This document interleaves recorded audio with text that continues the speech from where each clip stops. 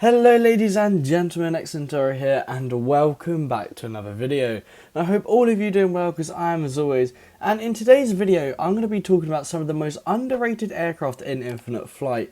So what this is, just basically aircraft that people you don't really see them being used. And they're definitely underrated. They definitely deserve a little bit more respect in the infinite flight community. All in my opinion, of course. So we'll get into this right away. And also, if you are new here, please do feel free to like us and subscribe. We're actually growing crazily right now, and I'm really happy with all of the progress we're making here as a community, because this is all I've wanted, to build a really cool, strong community, and we're getting there. So yeah, let's get into this video. So we're starting off with the DC-10. Now this will also include the freight variant of the aircraft. But yeah, this aircraft is a really cool aircraft. It came out, I want to say, in 2018. So it's not awfully old, but it's still relatively new.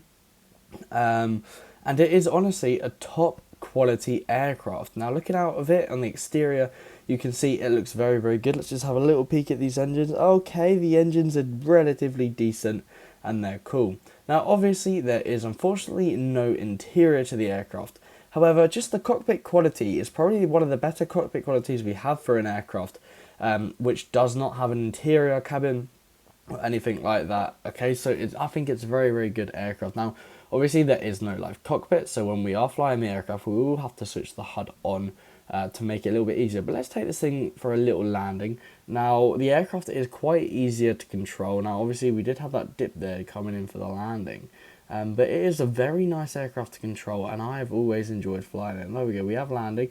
It was a little bit rough, but you know, we made it, and that flare is pretty good. And it is just a very, very nice aircraft. Now let's run it for a quick takeoff here. We're going to do our flaps whilst rolling. Not very responsible, that's absolutely fine. But it is a very nice little aircraft, so I'm going to try and get airborne as quickly as we can. Already reaching 17 knots, 8 knots cross track there. So we are going very, very quick, very quickly.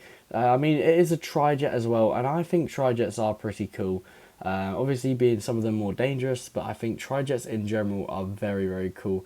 And it's a nice little rotation there, and that was really easy, like surprisingly easy to rotate off the runway there. We'll just take it on a little turn here. Yeah, it's a really nice aircraft to control. Obviously, being an older aircraft, it's not always the easiest compared to something like a 787, but it is a great aircraft. Now I'm going to give a little honourable mention here to the MD-11 as well. Pretty much everything I just said for the DC-10 can apply to the MD-11. It's just slightly larger, so it's a bit better for some longer flights. And they were out in 2017, wow. I do remember when they were released, that was quite a while ago. Wow, I did not realise at all. Now, the next little aircraft we want to hop in is this amazing little Bombardier Dash 8. Now, I love this aircraft. Obviously, I usually compare it to the ATR-72, which hopefully we will get in infinite flight at some point in the future. But just this aircraft in general, obviously, look how much smaller it is compared to the aircraft we just had. But it's something about these propellers and this aircraft as a whole that I just think is phenomenal. Now, it looks amazing on this livery here. Look at that, the little Ethiopian livery. I think this is definitely one of the more prettier aircraft, and probably one of the nicer liveries. I do love the little logo on the tail there. So we can actually on this aircraft swap out between a fair few views. I like the engine view. This is one of my more favourite views of the aircraft, but they are pretty cool. Now let's go into the cockpit and have a little look at this thing.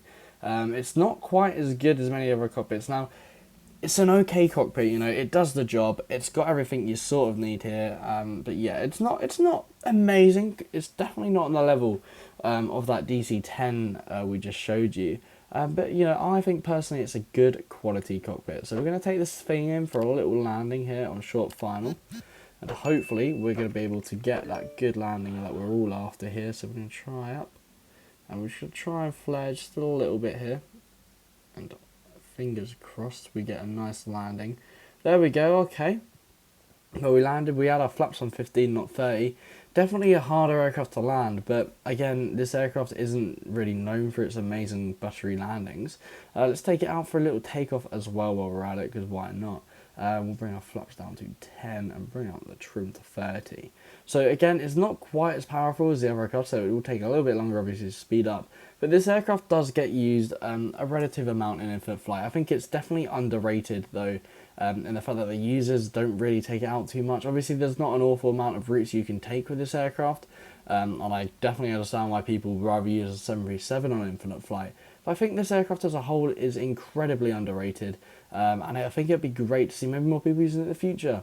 Okay, so maybe there's a little community out there on the servers that actually do really enjoy this aircraft, so we have taken off very, very steeply there. The gear transition is incredibly quick as well. Look how quick they come out and down. Yeah, so I'm not too sure whether they actually come out like that quick. I don't think they do that quick, but it is a nice aircraft to control here. I'm doing this on purpose, but we're going to stall and crash, so it's a little bit embarrassing for the aircraft. Whoops, wasn't meant to happen, but that is, again, a top quality aircraft in infinite flight. Now, I hate to do this, to bring in a general aviation aircraft into this video, but general aviation aircraft in infinite flight are top quality. You don't see the Cessna used very often. I mean, I've used it a fair amount. I've flown this thing to London Heathrow, and it was incredibly busy, so we've got a little video on that. But I think this aircraft is quality, so we'll just go into the cockpit, and it is a really good looking cockpit. We got flaps and everything, they will move. I think, there's the little flat button moving, you can see it in the corner. But it's a very good quality little aircraft, so I'm going to calibrate up, and we're going to take it to the runway, and we're just going to go for it.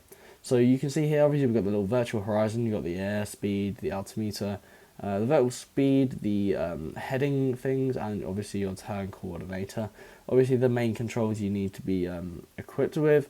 You've got all of these things. I don't know if any of these are actually working. Who knows? I know quite a few of the buttons on here do work. But quite a few actually do not, so it'll be quite interesting. But yeah, this aircraft is a very good aircraft. So we just took off there, nice and easy, not even an issue. Don't even need the HUD. We can bring up our flaps now as well, and you can just see, hopefully we'll be able to level out. Yeah, it's a very nice little aircraft, and it's great fun to fly. So we've done the takeoff. Let's bring it in for a little landing though. I'm confident that hopefully we do not need it. So the vertical speed is negative. I'm very happy with that. So I'm just using all of the little controls here in the aircraft now. We're coming in way too high really for my liking, but that's okay. Sorry in a Cessna because we've got literally the whole runway. So we're just going to try and turn. I've butchered the landing, but it's okay. So we're going to increase our speed, a little bit of rudder there. Just make sure we're still descending at a very good happy rate. And hopefully we'll touch the ground in a second. Ooh, there we go. That was a bit bumpy. But do you know what? The important thing is we made it and the plane didn't die. So I think that's very important. But yeah, as you can see, it's a nice little aircraft and it does the job, gets you to your destination safely. And flying this thing into London Heathrow, ATC probably hate it, but personally, I really enjoyed it. And I thought it was a fun thing to do. So I'm definitely all for doing it, and I will be doing it again probably at some point in the near future. So I mean, I wouldn't be surprised if I do it again.